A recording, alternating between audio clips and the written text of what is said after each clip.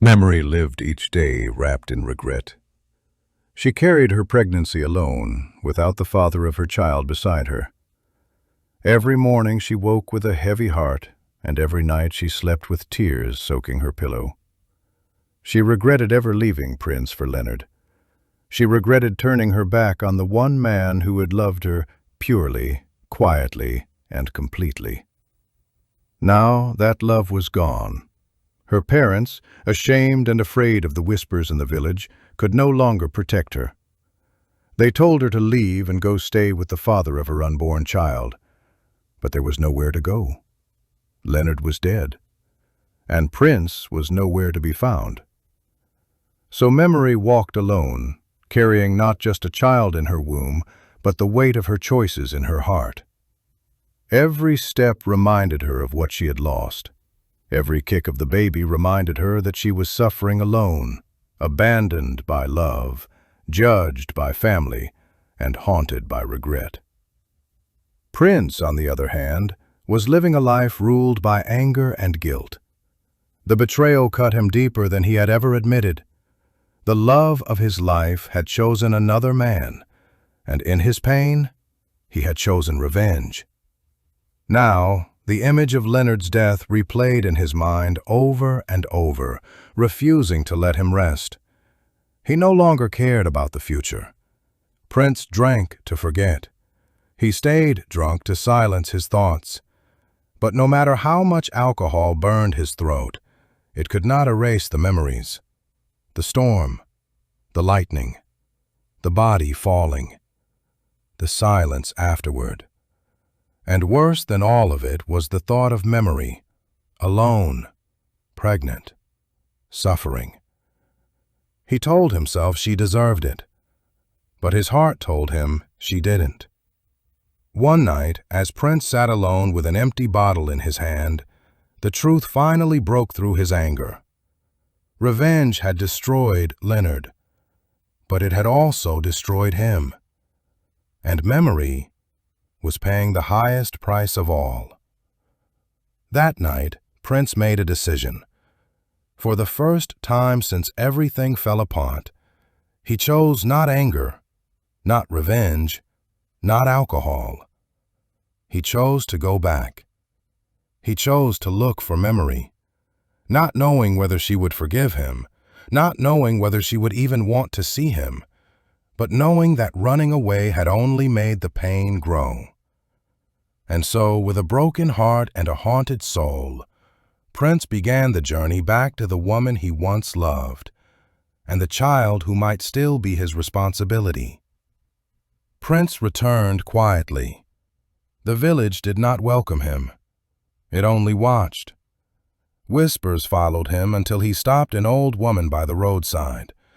Her eyes were sharp, tired, and full of stories she would never tell. "Do you know where Memory is staying?" Prince asked. The old woman studied him for a long moment. "She stays alone now," she said finally. "At the edge of the village, that small house near the dry fields." Prince thanked her and walked on. The house was smaller than he expected, lonelier.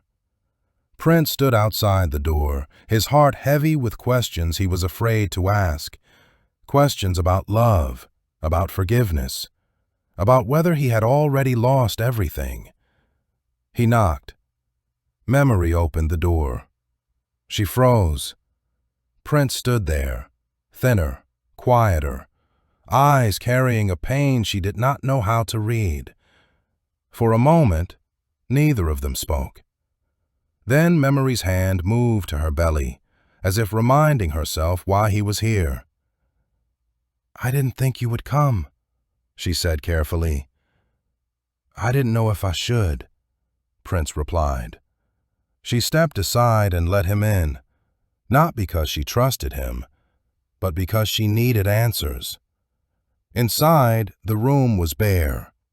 No comfort, no warmth, just survival. Prince noticed her belly again. "So it's true," he said softly. "Yes," Memory answered. There was hesitation in her voice, not about the child, but about him. "You came because of this," she said. It wasn't an accusation. It was a question. Prince didn't answer immediately. "I came because I couldn't stay away anymore," he said. Memory looked at him closely, searching his face. She didn't know if he still loved her. She didn't know if she even deserved to be loved by him again. "You don't owe me anything," she said quietly. "After what I did, I wouldn't blame you if you turned your back on me." Prince felt those words cut deep. He looked away.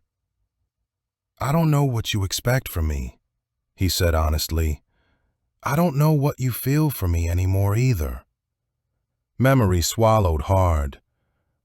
"I don't know if you still love me," she admitted, "or if you're just here because you think you have to be." Prince said nothing, because deep down, he loved her more than he had ever loved anything. But love had already cost him too much to speak it aloud. It did not take long. In a village, silence is never empty. It is loud with questions. By the next morning, people knew Prince had returned. They had seen him walk toward Memory's house. They had seen him leave before sunset. And by nightfall, the whispers had hardened into judgment. Women spoke in low voices near the well. Men gathered near the road, shaking their heads. Children stared without understanding.